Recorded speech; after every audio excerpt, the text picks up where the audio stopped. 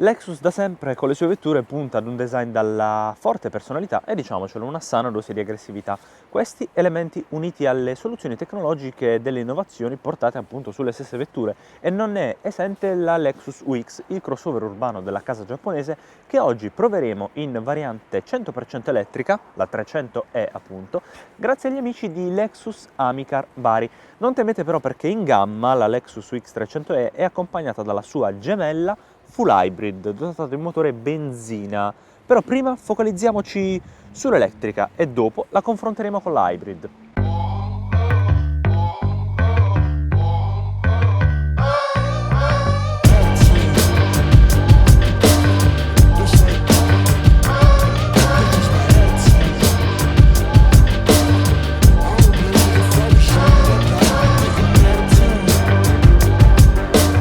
Diciamocelo, solo i giapponesi potevano riuscire in un compito del genere. Hanno riservato alla UX linee decise ed originali, allo stesso tempo armoniche tra loro.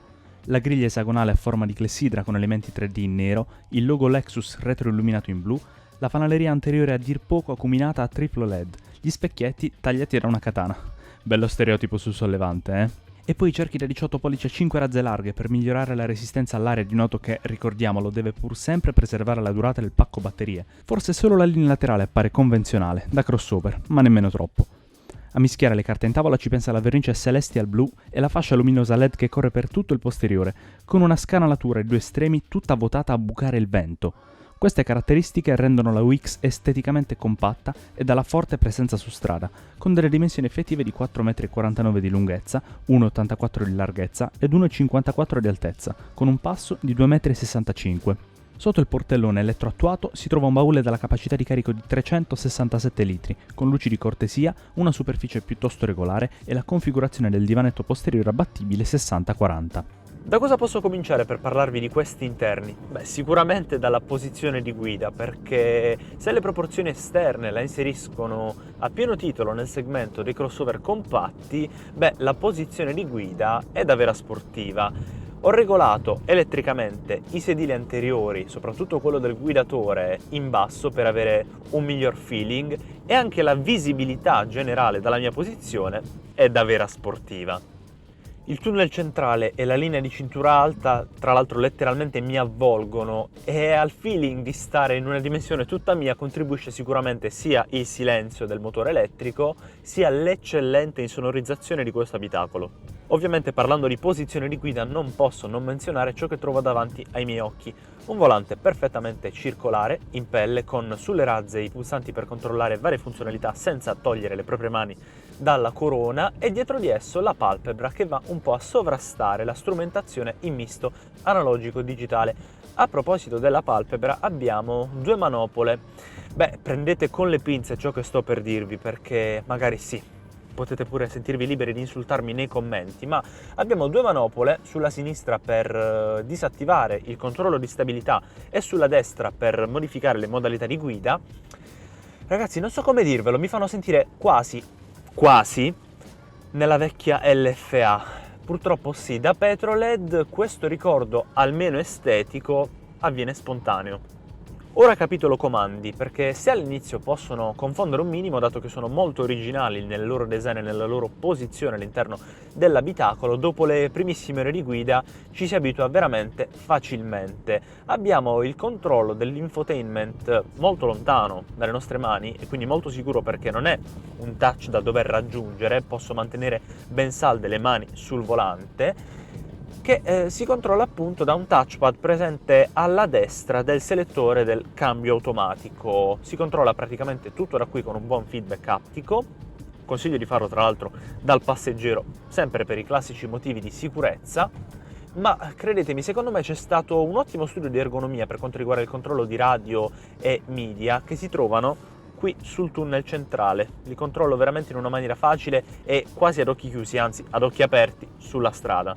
Gli assemblaggi e i materiali sono veramente a 5 stelle nella Lexus UX, abbiamo sedili in pelle nera traforata, molto avvolgenti, e tutto quanto il resto delle superfici dell'abitacolo in materiali molto piacevoli al tatto e soffici. A questa sensazione di lusso, non a caso la versione che sto guidando è la Luxury della UX 300e, contribuisce il fatto che abbiamo volante e sedili riscaldati. A proposito di sedili, come stai là dietro? Ti dirò, una volta salito a bordo con un ingresso anch'esso da sportiva come la visibilità, mi trovo a mio agio perché ho sufficiente spazio per le ginocchia, per la testa e per le braccia. Io sono alto circa 1,85 m, una terza persona qui al centro del divanetto, sebbene sia piatto e quindi si possa sedere in maniera facile, avrà comunque il tunnel centrale tra le gambe. A proposito della parte centrale abbiamo 2 bocchette del clima, 2 prese USB-A e i comandi per riscaldare e rinfrescare le sedute posteriori, quindi tanto comfort, tanto lusso insieme ai materiali che richiamano, insieme agli assemblaggi, ciò che troviamo nella parte anteriore. Forse l'unica differenza, lo vedremo a breve a confronto con la ibrida, perché tu mi insegni, la proverai, è la posizione delle gambe, perché sotto il pianale abbiamo il pacco batterie e quindi l'angolo di posizionamento delle gambe stesse è sicuramente più acuto rispetto alla versione ibrida che fa sedere con i piedi posizionati più in basso. La ricercatezza del design interno passa ovviamente attraverso la tecnologia. In Lexus sono pionieri nell'unirla all'eleganza. Uno schermo widescreen da 10,3 pollici controllabile dal touchpad, un head-up display per il guidatore configurabile all'inverosimile, navigazione, telecamera di parcheggio a 360 e la connettività di Android Auto ed Apple CarPlay. E come non menzionare il cristallino impianto audio Mark Levinson da 13 speaker, di serie nella versione Luxury della nostra prova. Tutto ciò viene unito alla dotazione di sicurezza del Lexus Safety System Plus, che offre sulla UX il mantenitore di corsia attivo, gli abbaglianti automatici, il rilevamento della segnaletica stradale, il cruise controller attivo e il blind spot, per monitorare in ogni momento l'angolo cieco. Sotto il cofano spinge silenzioso un motore elettrico a magneti permanenti da 150 kW, l'equivalente di 204 cavalli. Tutto ciò vuol dire sulla trazione anteriore dell'UX 300 Nm, un'accelerazione di 7,5 secondi per andare da 0 a 100 ed una velocità massima dichiarata di 160 km/h. Se non fosse che Lexus vuole stupirci, e questo dato è solo dichiarato. Nella nostra prova su percorso chiuso al traffico abbiamo registrato una velocità massima effettiva di 172 km/h. L'autonomia dichiarata è di 305 km con una sola carica, un dato molto vicino al vero soprattutto in modalità eco, grazie al pacco batteria e agli ioni di litio da 54,3 kWh. I consumi dichiarati sono di 17,1 kWh su 100 km, con una media del nostro test di circa 21. Importante è la ricarica. La casa comunica 50 minuti a corrente continua e poco sopra le 8 ore con la presa a 230 volt. La Wix ha 2 sportelli, sulla sinistra CHAdeMO per la ricarica ultra veloce, sulla destra la tipo 2. Nel nostro test presso una colonnina di ricarica stradale Enel X a 11 kW abbiamo impiegato circa 2 ore per guadagnare 80 km di autonomia. Un ultimo dato, questa è una curiosità sull'impegno di Lexus nell'ambito elettrico. La casa è sicura di ciò che fa, tanto da garantire il pacco batterie per 10 anni o 1 milione di chilometri. Poco fa vi ho parlato della LFA e a risentirmi qualche minuto dopo sembra anche a me una piccola eresia, ma si sa, uno dei principali complimenti che si possano fare alle auto elettriche è sicuramente il loro comportamento su strada e la Lexus UX300e non fa eccezione a riguardo. Credetemi che per il modo in cui affronta le curve faccio fatica a credere che sia un crossover, perché ha un eccellente assetto, un'ottima stabilità tenuta su strada, veramente poco rollio, quindi credetemi un comportamento dinamico spettacolare semplicemente, per quanto sia un'auto alta e a trazione anteriore. A questo contribuisce ovviamente la presenza del pacco batterie montato sul pianale, esattamente sotto di me. Mettiamolo in sport perché forse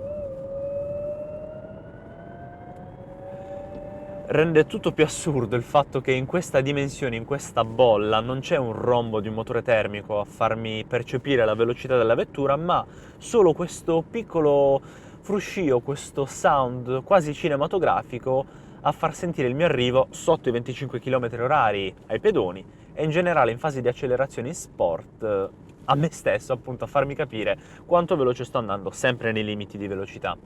Però stavamo parlando della dinamica della UX, quindi torniamo a parlarne. Il volante è molto preciso, ha un raggio di sterzata invidiabile per questa categoria, ho fatto veramente manovre e inversioni in un fazzoletto di asfalto, l'assetto è tarato in maniera piuttosto rigida e quindi sulle asperità più marcate si fa sentire, ma questo è il compromesso per avere veramente un ottimo comportamento su strada, perché l'auto non si scompone neanche a pregarla.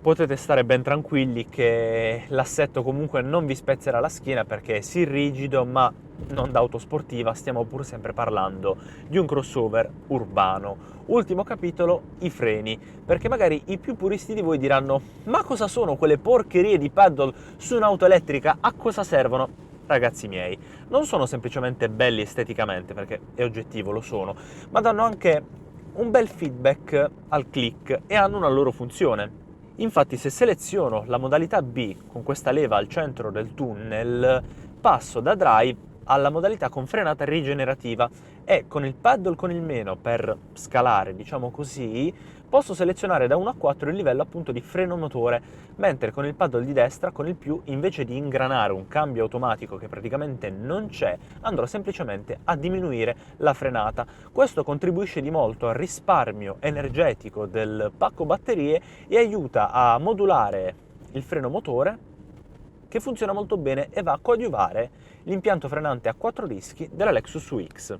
Lo sappiamo, i tempi per una vettura elettrica per alcuni di voi saranno ancora poco maturi. Lo sa anche Lexus. Per questo, mentre abbiamo lasciato sotto carica la UX 300e ad una colonnina pubblica, abbiamo voluto provare la variante ibrida della UX. L'auto esteticamente è identica, condividendo anche la piattaforma GAC su cui è costruita assieme alla sorella elettrica.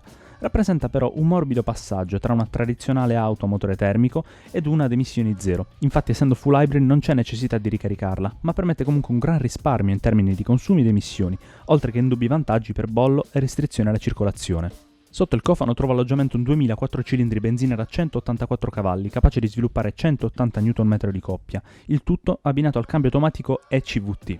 La differenza più rilevante da tanti punti di vista è però la mancanza del grande pacco batterie, qui molto più ridotto. Il baricentro risulta più alto, un cambiamento rilevante in termini di dinamica, ma si guadagna molto spazio per le gambe, visto il pianale libero dal pacco batterie. Il baule risulta più ridotto di 47 litri, mentre il maggior beneficio è il peso. Se la UX 300e vanta una massa di 2245 kg, la sorella ibrida di questo breve ma intenso incontro fa scendere di molto la lancetta della bilancia, fino a quota 1540 kg in ordine di marcia.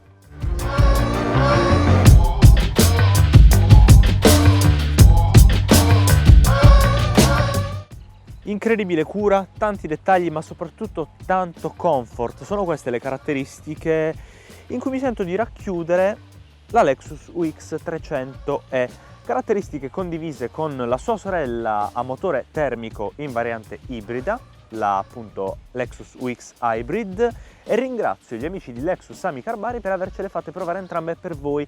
Prima però di salutarci vi chiedo di farci sapere nei commenti quale scegliete tra la full electric o la ibrida e di motivare la vostra risposta, perché sicuramente ne vedremo delle belle in fatto di motivazioni. Ora però vi ricordo di iscrivervi al nostro canale, cliccare sul campanello per ricevere le notifiche su tutti i nostri prossimi contenuti. Se questo video vi è piaciuto lasciateci un bel pollice in su, e come fare per restare aggiornati con tutti i nostri contenuti e le nostre prove su strada. Date uno sguardo al nostro sito internet www.wedrive.tv, dove potrete trovare l'articolo completo relativo alla Lexus UX 300e, e inoltre seguiteci su tutte le piattaforme social che vi vengono in mente digitando ancora una volta wedrive.tv.